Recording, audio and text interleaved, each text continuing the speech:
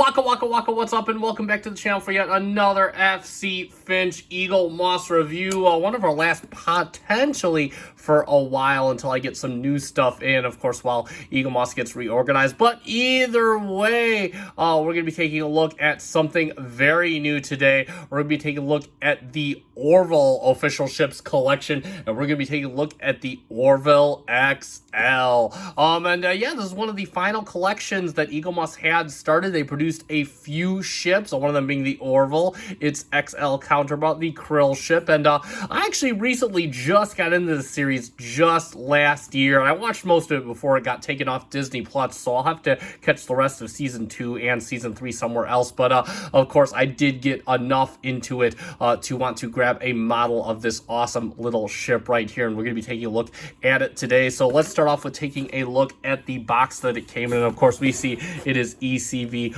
197, the Orville, the official ships collection. Got the planetary union symbol, Orville, right there. And then, of course, you have a product shots of the Orville right on there. And then, of course, on the front, you have the ECV 197 Orville, the official ships collection. Turn it to the side again. It's got a picture of the Orville. Oh, it's even got a description here. The USS Orville was designed to explore great distances and map uncharted space, while the ship is an example of superior technology of the year 2418. Its ragtag crew are a little less advanced. I like that. That is pretty cool. Again, I don't see these too often on here, so it's really neat. That is kind of funny. That is so like the Orville, that subtle humor right there. Eaglemoss Hero Collection.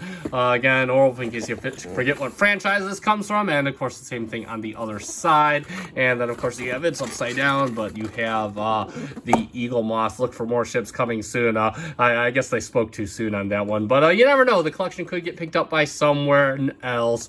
And that's pretty much it for the box. Let's turn this around. Let's see if there's a magazine. I don't recall if Eaglemoss ever came out with magazines for this, but either way, got my handy dandy box cutter, as this is a unboxing. I picked this up from Big Bad Toy Store, by the way. If you watch my video on the Hatak, you know that I got this ship in a similar fashion. This is one of the ships I picked up from Big Bad Toy Store, so if you want, you could check that out. It was months ago. I do need to stress this, so if they are out of stock, they are out of stock. I'm not really planning to sell this, so there we go.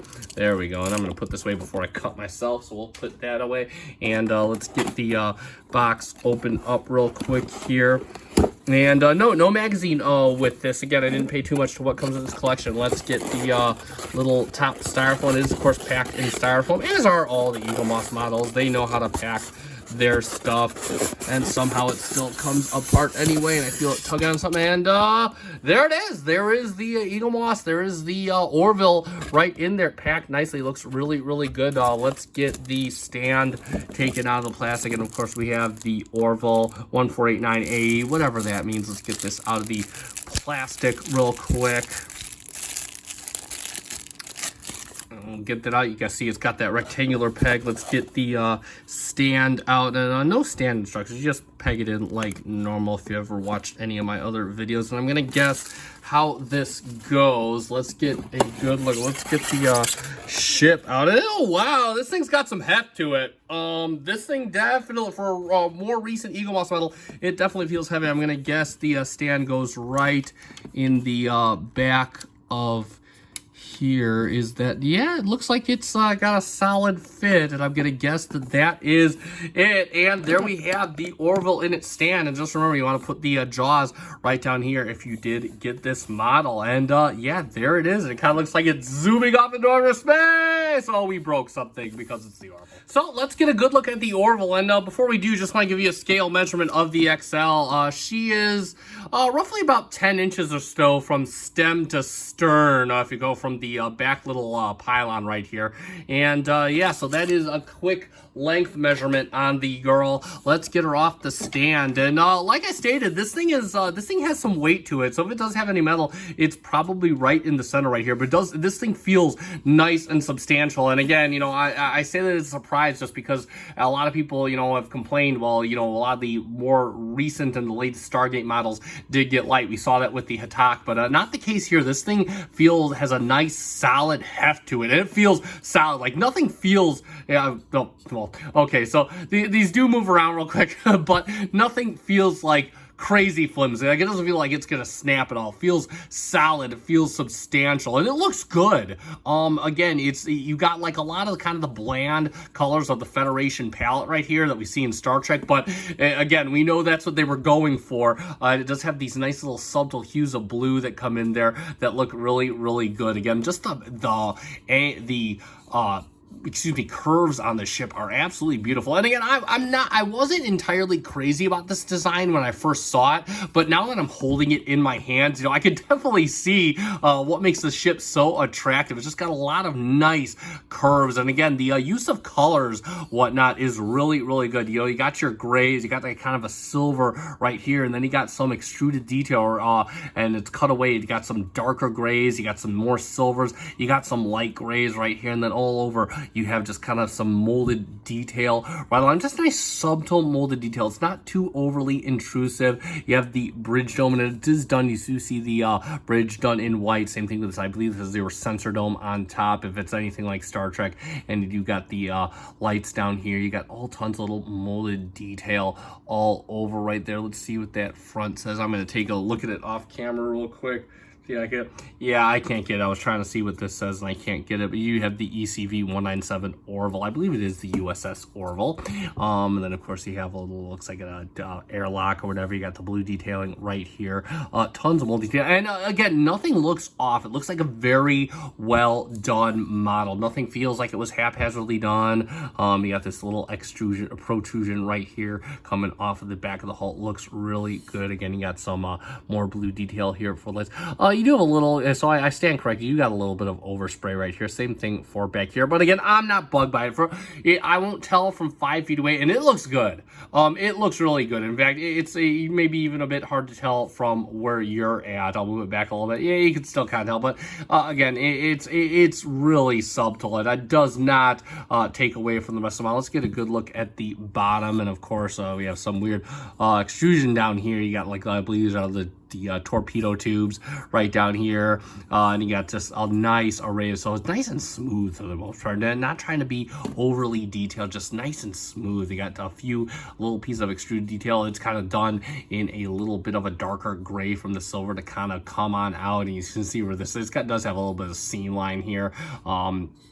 As we move to the back, and of course you move to its propulsion system, and you got the nice blue detailing right here. It is done very nice in a very nice light blue. I do kind of wish it was clear blue plastic, but I'm not mad at it. Again, this sounds like it'd be very difficult to do, and again, given the price point they were trying to achieve, I think they knocked it out of the park. You do got the molded detail for what I believe is the shuttle bay right back here. It does look very good.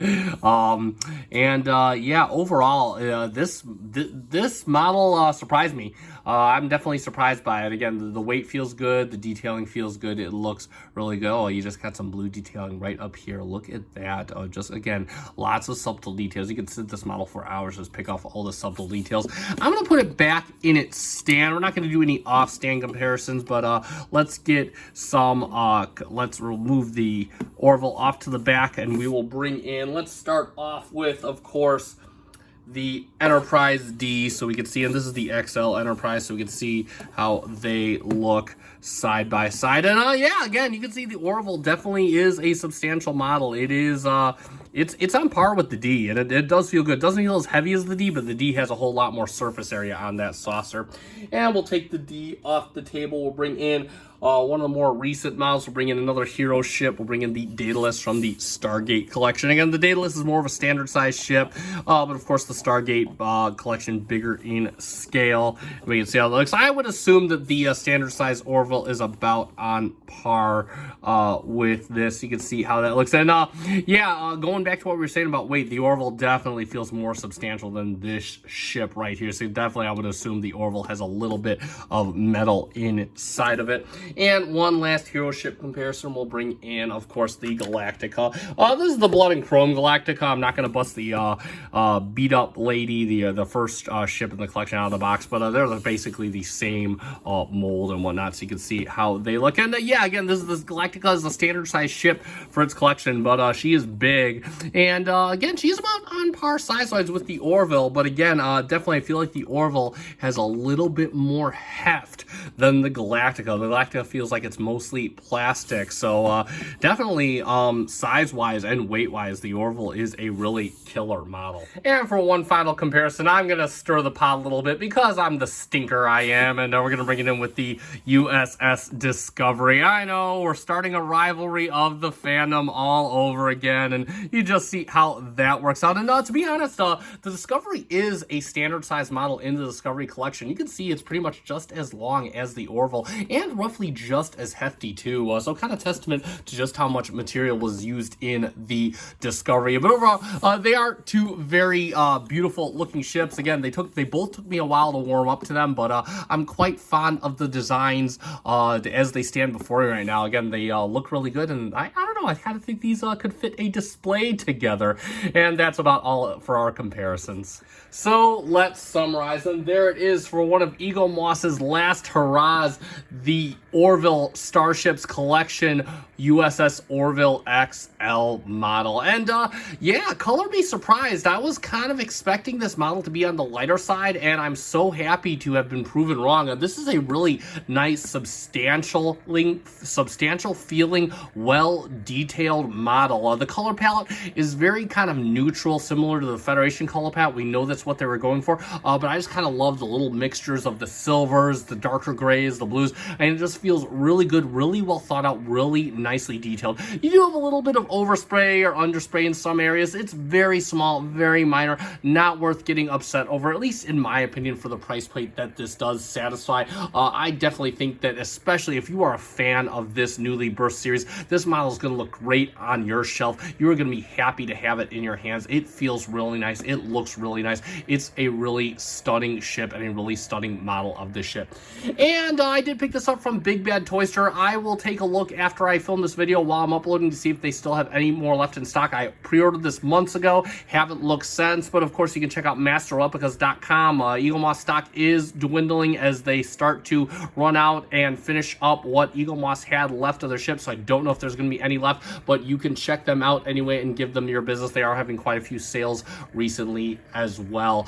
And that is going to conclude this review, so you guys know what to do at this point. If you found this review fun and informative, let me know by hitting that like button down below. I greatly appreciate it. It helps me out. Also, if you are not yet a member of my planetary union, consider subscribing to my channel. I do greatly appreciate it, and I have tons of other Eaglemoss reviews. I'll put a link to my playlist down below. You guys can check those out. There's literally tons of content. It is my largest playlist, and I review a few other things as well if you're interested in that. That is going to conclude this review, and I have been SC Finch. Thank you so much for watching. Good night.